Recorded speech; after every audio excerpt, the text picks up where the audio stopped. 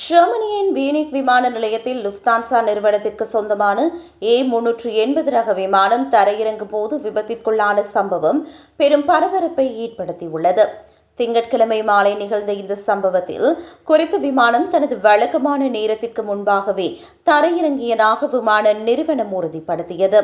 இதன் காரணமாக விமான நிலையத்தின் ஓடுபாதை விளக்குகள் கடுமையாக சேதமடைந்துள்ளதாக தகவல்கள் வெளியாகியுள்ளன.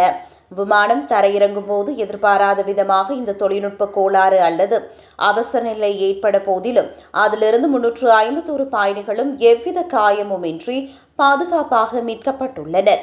அமெரிக்காவின் சான் பிரான்சிஸ்கோ நகரிலிருந்து புறப்பட்ட இந்த மிகப்பெரிய A380 பயணிகள் விமானம் மியூனிக் விமான நிலையத்தில் பத்திரமாக தரையிறங்கியதும் வழக்கம் போல முனையத்திற்கு கொண்டு செல்லப்பட்டது.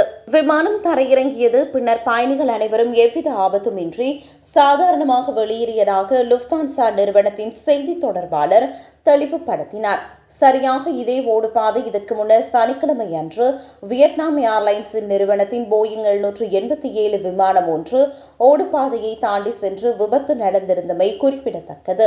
தொடர்ந்து 2 நாட்களில் அடுத்தடுத்து நடந்துள்ள இந்த விமான விபத்துகள் குறித்து ஜெர்மன் விமான விபத்து விசாரணை பிரிவு தீவிர விசாரணைகளை தொடங்கியுள்ளது.